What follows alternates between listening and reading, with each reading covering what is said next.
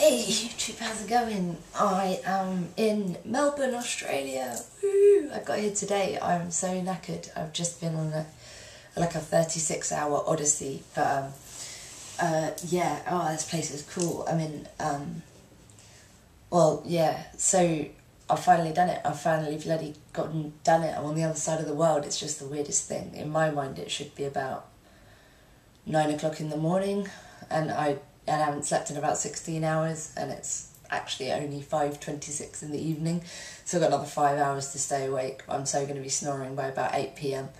But I had an amazing flight. I went through an airport in China as a stopover. I had like 3 hours in an airport in China. That was really cool, but it made me wish that I'd learned some phrases and stuff, because I hate just rocking up and being like, hello, do you speak English? There were so many cool things to notice about that Chinese airport. I didn't get to leave the airport, but there were just so many interesting things. Like, half of the toilets are like Western toilets and the other half are like squat style toilets, and I'd never seen a squat toilet before. And I saw a Buddhist monk in orange robes running up a bill of thousands of yen in a handbag shop, of all things. And I saw what must have been a 2-year-old toddler playing on an iPad, and everywhere's got they're like, the Chinese are like phone crazy. Everywhere's got these like charging pads for your phone, including like when you go to the smoke, they've got smoking areas right in the departure areas, which makes the whole place stink of cigarettes. But as I've taken up smoking again, I was quite grateful for that. They've got a very civilised sort of machine where you press a button and this filament heats up and you stick your cigarette in the hole and it lights it. But on the same machine you can like charge different types of mobile phone. They're just like crazy about their technology's like OTT.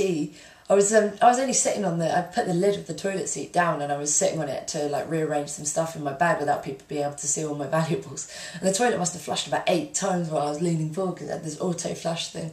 Just like little things like that it was really odd, especially after I'd already been on like a 14-hour flight, and it was like, and I was out of it. I took a few Valium to go through the airport at Heathrow, and I didn't want to try and so that I'd be able to sleep on the plane, because I'm never able to sleep on the plane,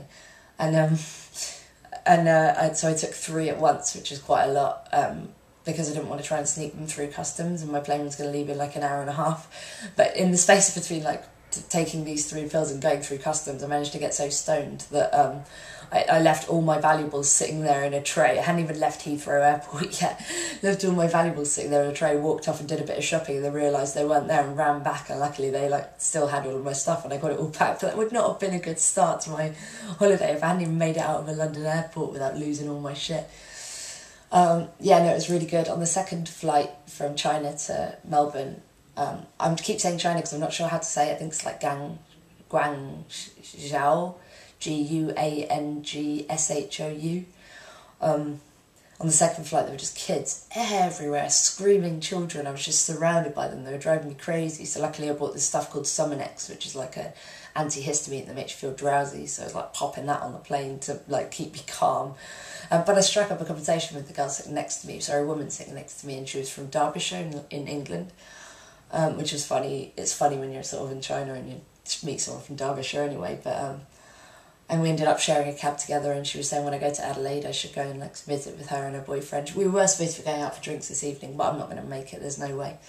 But I've just been for a little walk around Fitzroy in Melbourne where I'm staying. This is my B&B, and I've treated myself to a bit of a luxury one for the first 4 days. It'll be backpacking like hostels after this. I'll be roughing it. This is very luxurious, and it's such a cool area, man. It's so cool. I just went and had, it's like a real like cafe culture, vintage clothing sort of, you know, kooky area of Melbourne, and it's achingly trendy, and everyone's got like hipster. I'm glad to see that hipster beards are not only a thing in London, they were also all the way over here on the other side of the world. But the beard, when did beards become cool? I swear like 2 years ago beards were like for losers, and now like every cool kid has a beard.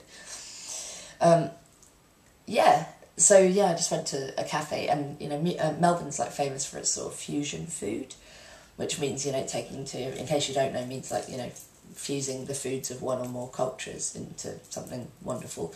And I always thought that sounded really dodgy and made me feel a bit queasy to think about, but I just went and had the best. It was like cheese, scrambled eggs and bacon, chipotle roti. So that's like an English breakfast with Mexican spices and an Indian wrap, and it was the best thing I've ever had. And I don't think it's just because I'm like really jet lagged and I was starving. It was amazing. And the coffee is incredible. It was quite a swanky place, and it's like a place where they roasted their own beans and stuff. But I just like, I think I've underestimated Australia a little bit.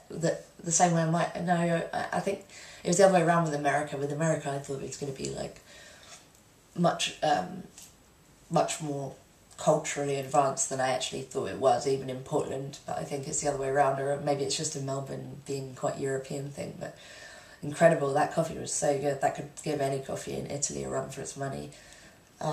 Yeah, I might have to, because I've never liked Australian wine, I might have to do an Australian wine tour, because I reckon they're keeping the good shit to themselves.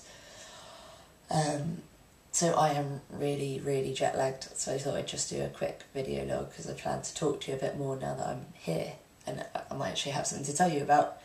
But for today, I'm just going to piss around on the internet now, get an early night, and, well, not too early, it's only 5:30, still only 5:30. I'll let you know that I got here alive. I hope you're well, and hope to have some interesting stories to share with you soon. Speak to you soon. Bye.